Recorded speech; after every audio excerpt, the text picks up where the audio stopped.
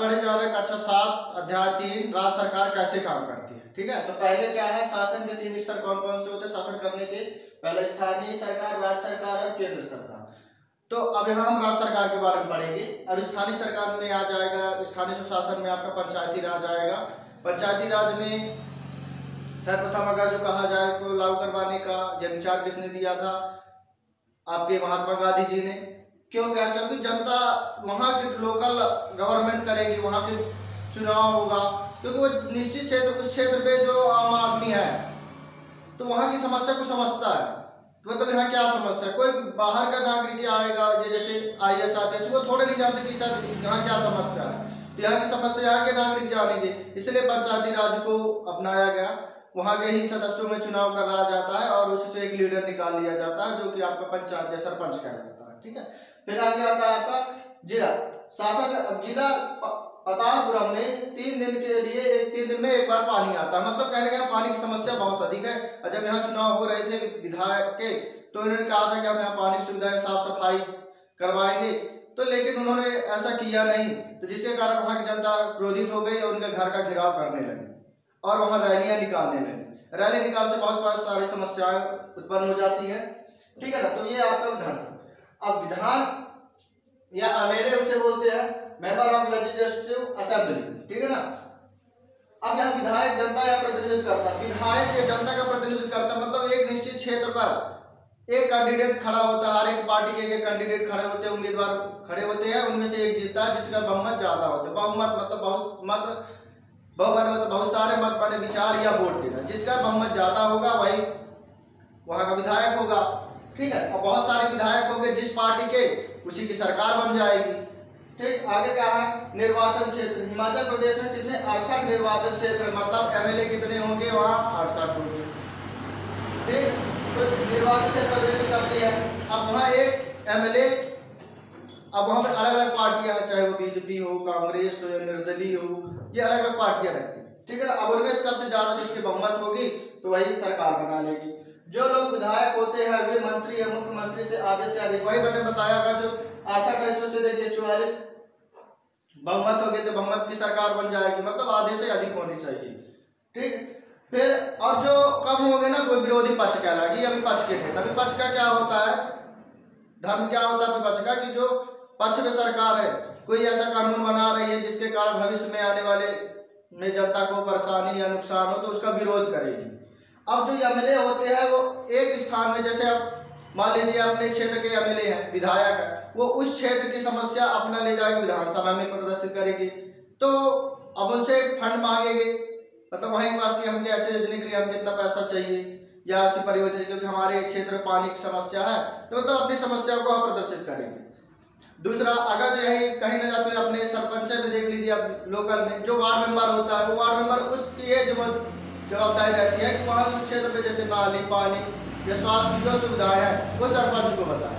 ऐसी ही एक प्रकार की, इसीलिए इसे क्या बोला गया, स्थानीय स्वशासन।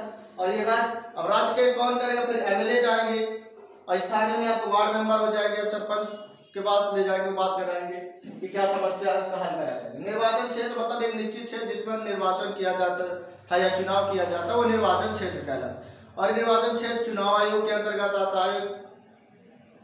अब चुनाव आयोग में एक केंद्र सरकार, जो केंद्र सरकार द्वारा चुनाव होते हैं उसमें लोकसभा राज्यसभा का होता है, लेकिन राज्य निर्वाचन आयोग में आपका नगर निगम तथा पंचायती राज करवाया जाता है। तो ये ध्यान रखना है आप, अगर जो लोकसभा राज्यसभा का करवाएंगे तो भारत सरकार निर्वाचन आयोग कराएगी, लेकिन अगर जो राज्य में चुनाव करवाना है, जैसे नगर निगम का चुनाव हो गया, आपके सरपंच का चुनाव हो गया, तो कौन सरकार कराएगी, राज्य सरकार कराएगी।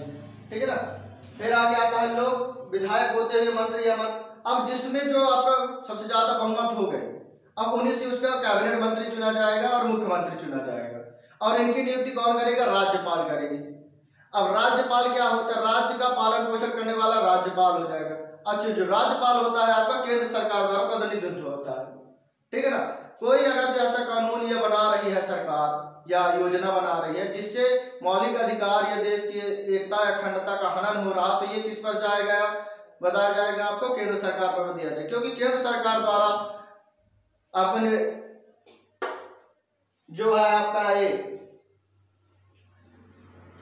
निर्वाचन क्षेत्र में या आपको कहा जाए राज्यपाल नियुक्त करता है, ठीक है ना। कौन करता है? केंद्र सरकार नियुक्त करती है।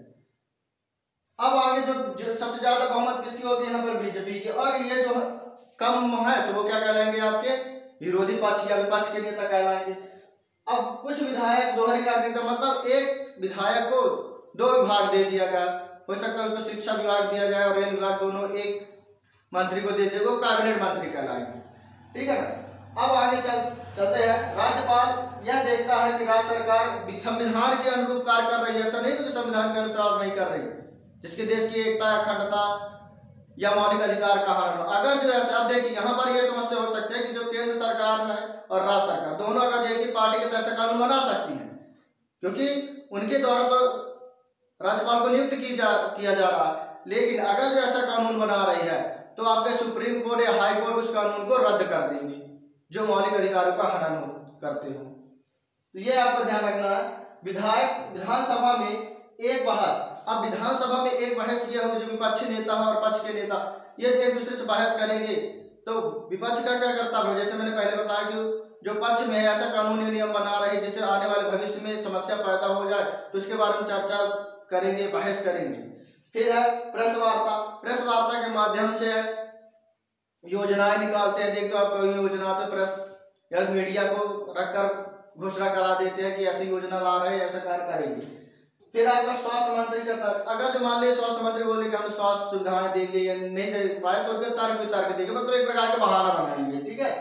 मुख्यमंत्री ने किया धनराशि का, अब मान लीजिए भूकंप आ गया है ना, बीमारी हो गई या एक्सीडेंट हो गया, कुछ भी होगा तो मुख्यमंत्री उनको धनराशि का आवंटन करेंगे या वादा करेंगे और उनको धन मुहैया कराएंगे। अब वॉलपेपर परियोजना अभिरुचि, मतलब वॉलपेपर परियोजना अभिरुचि का मतलब ये होता है कि जो भी विषय संबंधित अभिरुचि रखते हो तो वो अपने क्षेत्र के लिए आकर उसमें रुचि को विकास करें, है ना। जिस क्षेत्र में आप, तो वॉलपेपर चित्र रहता है, चित्र बनाकर आपको दीवार में चिपका दो, वॉलपेपर मतलब यही होता है। गठबंधन सरकार में जब बराबर बहुमत न मिल पाए या कम हो तो बहुत सारे दल इकट्ठा मिलकर एक सरकार बनाएंगे जिसे हम गठबंधन की सरकार करते हैं। इसमें कोई विशेष पार्टी का प्रभुत्व नहीं रहता। इसी तरह वीडियो देखने के लिए प्लीज़ चैनल को लाइक सब्सक्राइब अवश्य करें। Thanks for watching.